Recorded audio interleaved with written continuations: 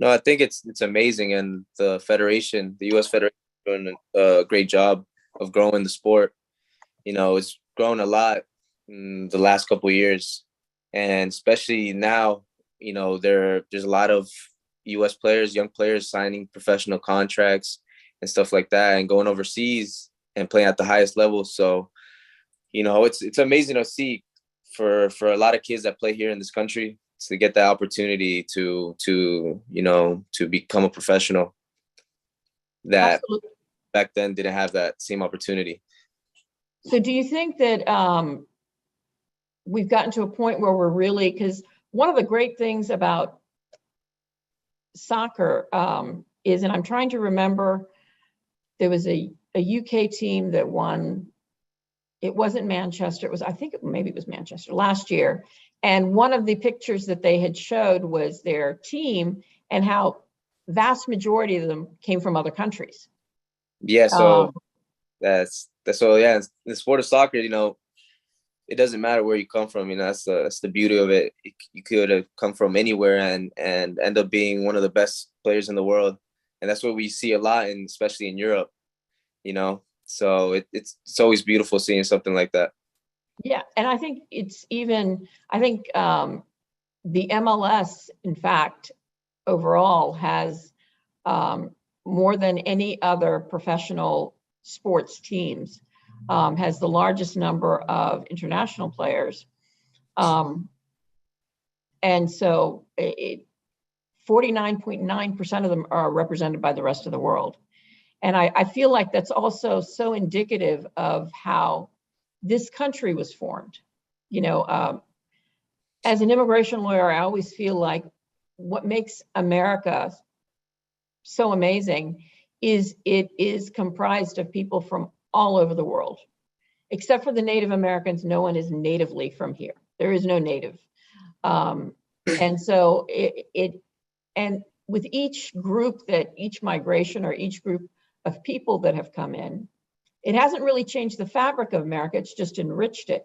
And I think that's the same in soccer, right? So you've got people from all over the world, but you're on one team, and each bringing in their skills, whatever position that they're playing, and for a common goal of just winning a match.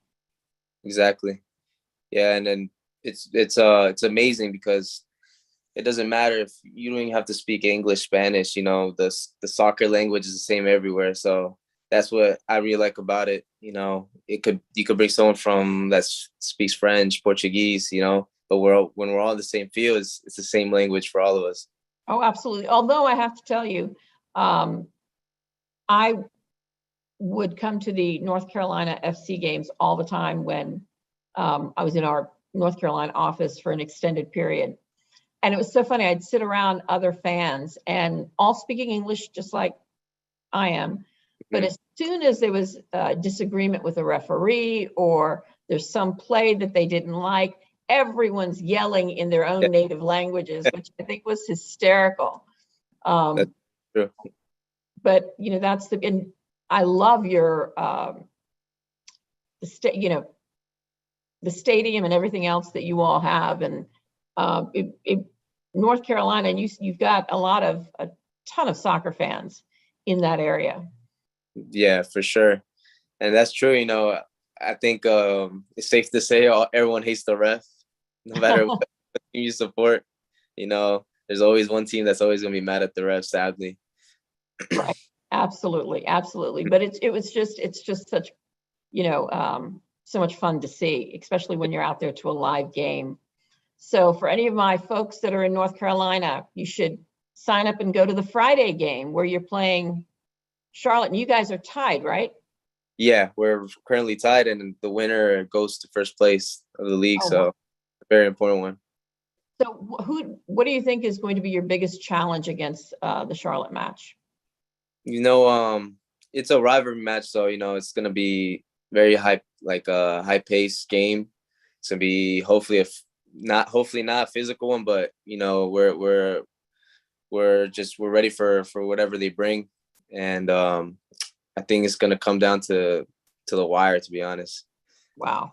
Well, yeah. You're used to that kind of pressure because you actually played. You played for El Salvador. Your debut, where you played a friendly match against Bolivia, and you played for about 19 minutes. Yeah, so that was the first time, I've ever experienced, playing for my home country, and it was in DC, so it was at home with all my friends and family, and the stadium was packed.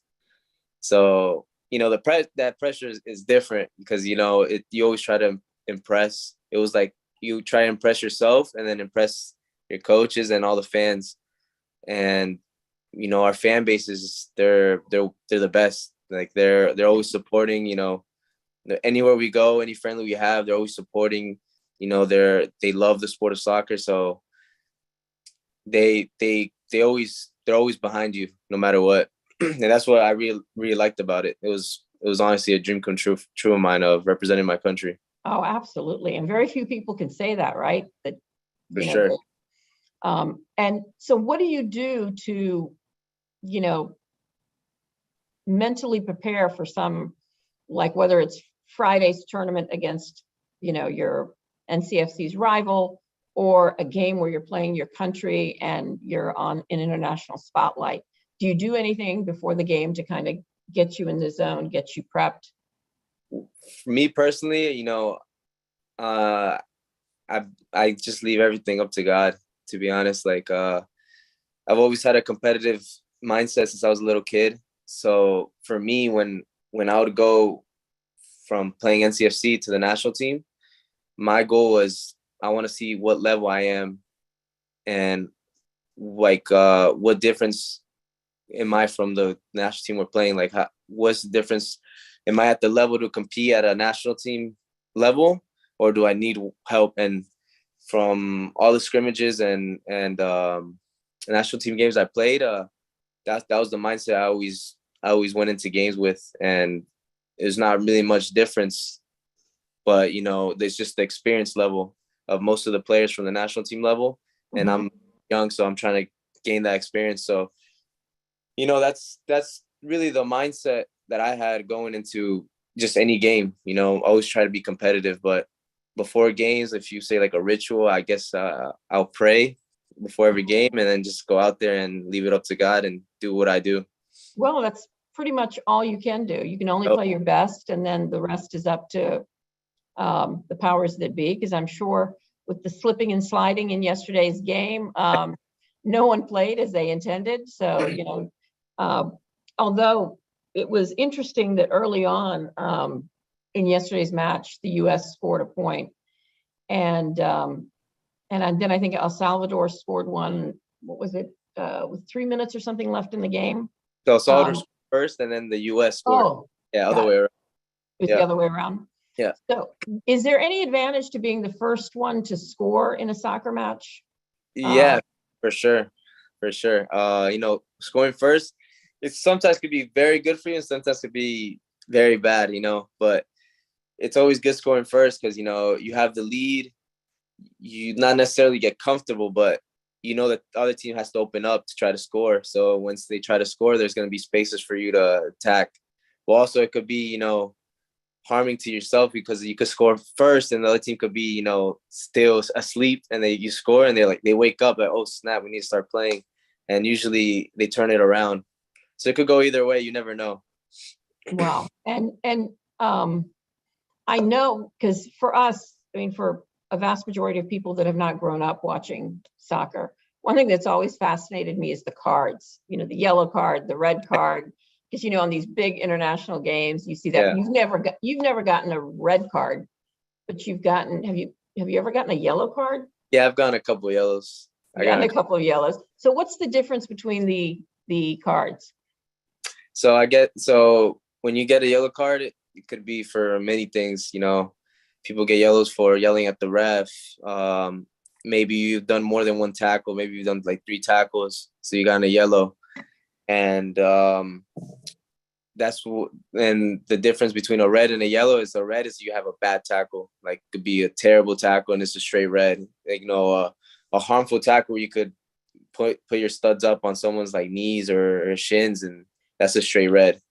But yellow could be many things. Like could be maybe you've tackled or you probably grabbed someone's shirt 3 times, or something like that, or yelled at the ref, or you're frustrated. Yeah, Yeah, it's a terrible tackle. You have to get sent off. and I know here where when I see games so if you take all the countries there's some where it gets, the fans get very emotional. Yeah. At the game. So where do you think it's kind of the most emotional in terms of fan base and how they're reacting to what's happening on the field?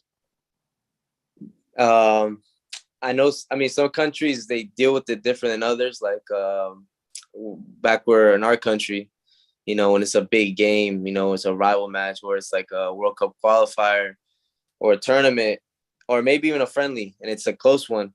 The fans really get into it, especially when it's a physical game where it's like just battling. Fans go crazy. Sometimes throw waters. They anything possible to get you out of your game. So it's just, I know it's a little more calm here in the U.S. than in other countries, but yeah, for sure they play a big part in the game. Well, you were supposed to play against the highly competitive match from El Salvador and Guatemala, their rivals. Mm-hmm. And so, how is usually that match played out? Because two rival countries and neighbors it's tough. It's like you look in the stands, it's like half and half. So it's like, yeah. So it's like you start on the opponent's side fan base, and then they're just the whole half. They're just saying a lot of things to you, throwing things at you when you're throwing the ball in. You miss a pass, they go crazy. They start whistling and all that. They start booing you. But when you switch sides and you go to your fan base, it's amazing. They cheer you. When a tackle, they start going crazy and stuff like that. So it's 50-50. But I'll say when you're playing, you really block it out. You try to block it out the most you can. So so you can try to stay focused. Focused on yeah. So what is because you've played in both countries. So what do you think is in terms of grooming? Because if you're, I think very few people in the United States could say their grandmother was in the backyard playing soccer with them, right? So there's something that is, that is just innate in having soccer as, the national sport. But infrastructure-wise, it may be different. So what are some differences, both good and bad, about comparing how it was like in El Salvador versus how it is in the United States? Well, it's a big difference. You can't really compare U.S. to El Salvador because U.S. here we have everything. We have technology, we have more money, we have better clubs, better facilities, and that's the struggle in El Salvador, that you have these upcoming kids, and they could be great players, but they don't have the resources to reach their maximum potential due to the fact that they don't have the facilities, maybe the fields. The fields is a big difference. Here we could go anywhere and there's a nice laid out turf field or grass fields, and over there is maybe one really like bad surface and bad grass field, and they play on it every day. So I think that's the biggest difference between over there and over here. There's kids that they grow up playing on the streets, and for them it's a dream come true. The stadium the US played yesterday, most of the kids there, that's a dream to play on that stadium. Wow. So, and the difference here is like you have so many beautiful stadiums you could play in, so many things you could reach. Even college teams, they have the best fields, and over there it's probably that's the best field, and there's probably like one more. So it's like, yeah. I was going to say, does because I know sometimes training in adverse conditions makes you a better player. In some instances, does that help with with soccer in any way, that because, because you're on a perfect pitch, and you're used to a perfect pitch, that playing in a pitch that probably is not so perfect gives you better, foot movement or something, because It you're could, not at a level for- field.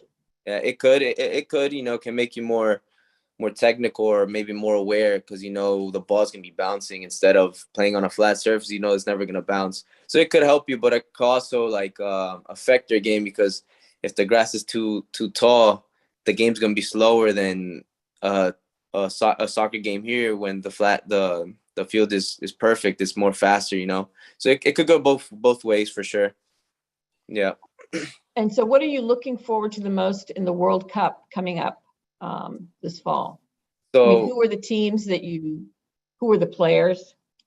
So, unfortunately, my country didn't make the World Cup, but, we're already preparing for the next World Cup. But I'm looking forward to, I've always been a fan of Brazil and Argentina. So I'm hoping Messi can win his last World Cup before he retires, So that's what I'm looking forward to. Wow. And, it's what's so interesting is, as we talk about world soccer, but it's, the 6 soccer leagues, major league rank and international representation. Major Soccer League has 82 countries represented. Italy, is it Serie A, has 62.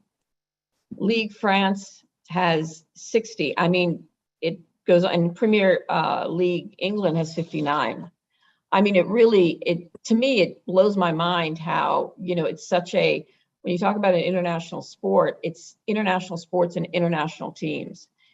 And it's getting the best and brightest from all over the world to make and those teams are then representing the United States, Italy, France, under that umbrella. For sure. Yeah, it's like I said, it's the sport's amazing because people come from all over the world, and it's crazy. There's so many different stories that you hear. Like there's players that didn't have anything growing up, and they got seen by someone, and then they reached the highest level possible. And then the list goes on. There's so many stories that are out there that. Did we lose the connection with Nelson for a second? Let's give him a second to get back on while we talk again about a little more soccer and shift into, here he is. There he is. Great. So yeah, you hear all those great stories that people that came from nothing, didn't even have very much, just ascend into their soccer profession. Yep. It's honestly, it's amazing. It's always amazing hearing stories like that because it motivates, the younger generation or even the same generation, to never like give up on their dreams, Yes, So absolutely. it's amazing to hear stories like that. Now, I often hear you were saying this earlier, that a lot of folks will try to send the US born and bred soccer, they'll try to send their kids to Europe to play for a while. Why is that? Well, in soccer, the goal for every player is to reach the highest level, and right now, the highest level is Europe. There's the best leagues, like you said, the Italian league, England league, Spain league, Champions League. Those are the highest leagues in world soccer. So that's always the goal for everyone to reach at the highest level possible. And play at that competitive level. Exactly. that would bring about. Exactly. And it's so funny because a lot of people don't realize, and it's not always that easy for a US player to go abroad, no more than it is for an international player to come here. And I know that you must have, not only in the United States, but the nationalistic theme, the anti-immigration theme is pretty much prevalent in pockets all over the world. So what are your thoughts on, if you were to, from your perspective, I mean, especially within the sports realm and just your experience on immigration in the United States? It's tough, being a kid that came from El Salvador to the United States, it's tough. You know, it's well, from my experience, I remember, not really thinking of it as much when I was a kid. I was just playing the academies and clubs, but when I really wanted to make the jump to professional. There's where it really affected me, and it took a toll, because being such a young player, and wanting to get a professional contract in the MLS, there's international spots. There's only a certain amount of international spots that you can have in a team. Mm-hmm. And very hard for an MLS team to pick you when there's big players from internationals, that come over. Right. So I'll say it affects a lot, it affects a lot. But I think you just have to keep working, you have to just keep working and doing the best you can, because there's always an opportunity. And within soccer, I know that there's the current rules are, I think, 224 international roster slots divided among the 28 clubs, and then they can use those slots for trading. So if I've got a certain number of slots, I can trade with another soccer team, and that seems to be a very great commodity. That those slots to be able to trade. So, knowing that soccer you've probably played with people from so many different countries. What would you like folks to know about what the collective experiences have been for you and your colleagues and, other players from different countries around the world? What I really enjoy, being a professional for now, like 5 years, or even through my academy days, is every season you have a new player, basically, like new players. So it's always amazing to the way you become friends with someone from a different country, different stories, different backgrounds. It's by the time you reach the end of the season, you know everything about that person, and that's it's amazing, because you share a same locker room, for basically a whole year. You spend more time with them because you spend more time with your team instead of your family, so it's like it's an amazing feeling, when you make new friends and they're there for the rest of your career. Maybe they'll go on to a different team, but you always have a good memory with them, no matter what. So for me, it's like every year it's like you have a bunch of new players, or maybe the same players, but you spend more. You have to look at it like you spend more time with them, more time than with your family. So it's it's a special friendship you have with your team, with your teammates. Well, what would you say are the national soccer team, or, the United States soccer team, how, if they had shut down immigration, they said no more people from any other country can play soccer, how do you think that would affect soccer? I mean, our national team, but soccer as a whole in the United States, because there's so many resources that are coming from all over the world. I think it would affect a lot, to be honest, because first of all, like, for example, the U.S. national team, most of the players, they have their parents, or most of the players from the U.S. national team, they're not fully Americans, so they came from somewhere else. Their parents came from somewhere else. So just that in general, they all came from a different country, in some way. So I think it here in the U.S. will affect a lot, because you need players from the outside to make more competitive the sport, and it always helps. It always helps in general, from youth to pro to everything. So I think it'll be a really, really, really it'll affect a lot, to be honest, U.S. soccer if that would happen. And over the years, at least from my perspective, immigration is, and I see this, on one hand, we're sitting there, everyone's gearing up for the World Cup to cheer for the United States and, all it for country and, everything else, which is great. But understanding that international resources has brought us up to that level where we can compete internationally on that level at the World Cup.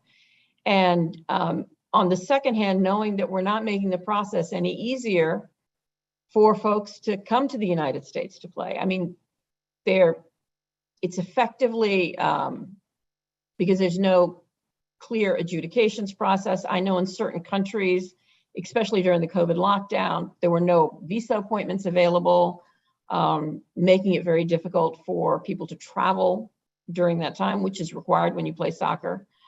So it's something that always hits home with me that,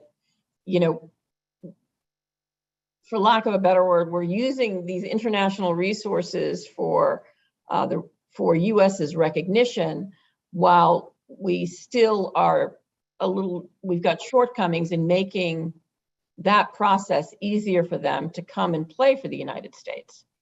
Yeah, I agree, and in my situation, I'm having problems with that too. I would have loved to go back home and play for my country, but unfortunately right now I can't leave the country. So I'm in the same situation like that too, and hopefully throughout the years it gets easier. The process gets easier for everyone in general. I know President Biden signed an executive order saying that he directed all agencies to look into their processes and policies and try to make sure that we are a welcoming nation. We don't create any artificial roadblocks and things like that. But I think it's a pretty big bureaucratic entity, and you're not only dealing with the USCIS, but you're dealing with the Department of State as well. And it's all the folks at the top may want this to happen, but it's trickling it down. And COVID didn't make it any easier. I think all the consulates will start operating under normal times come September of this year. Wow. Yeah.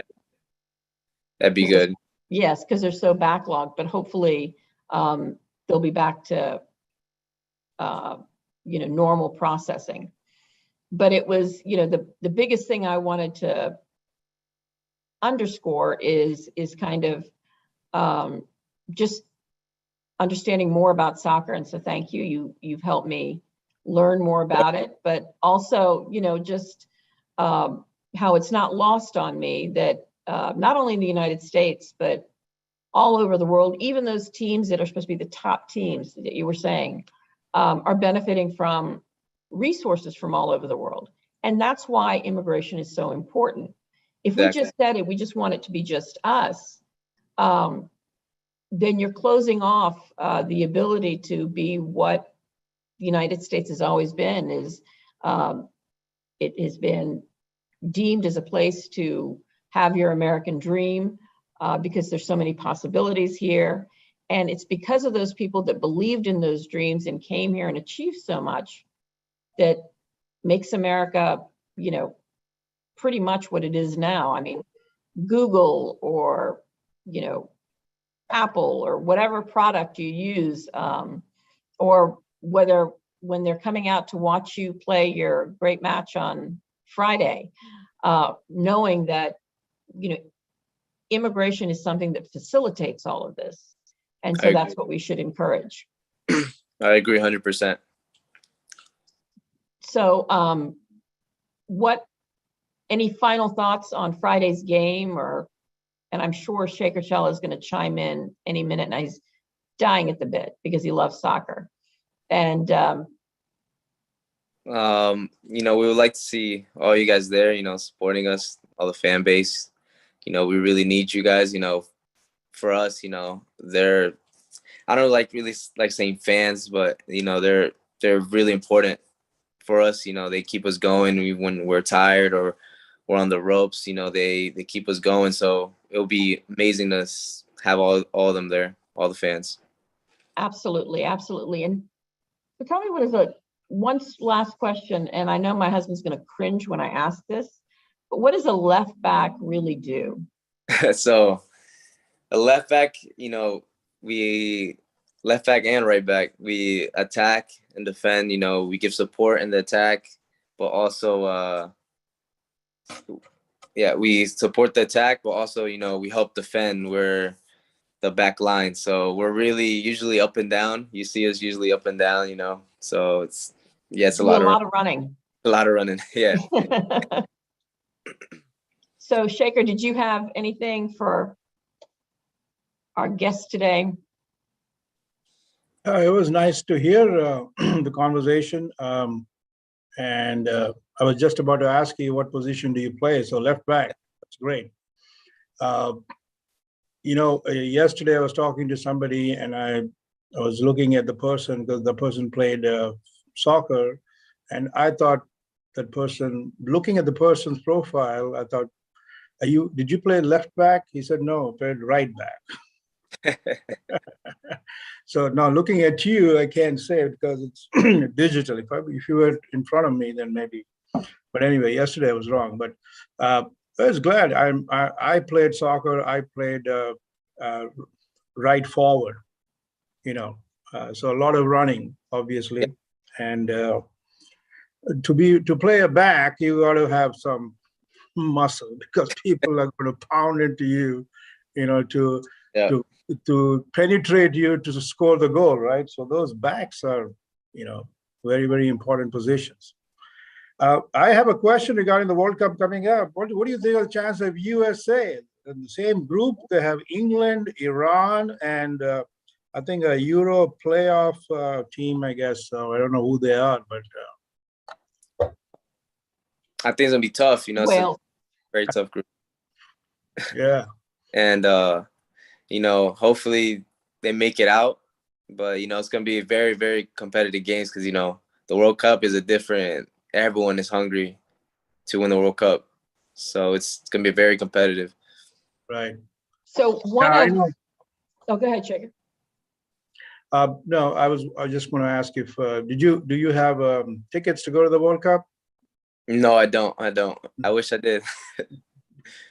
All right. Good luck for the season, and hopefully I will. We'll be there one of the games, and you know, we have a good friend in North Carolina and Durham right there, and he's online, Daniel Robinson. Maybe he'll show up one of these days to the game. You know.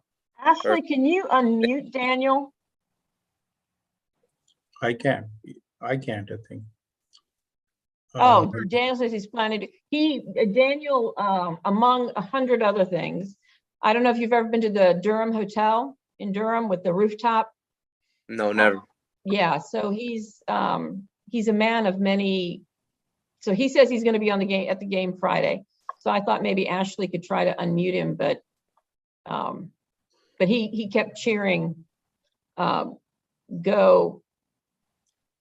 and NCFC. Yeah, so Daniel, you can. There he goes.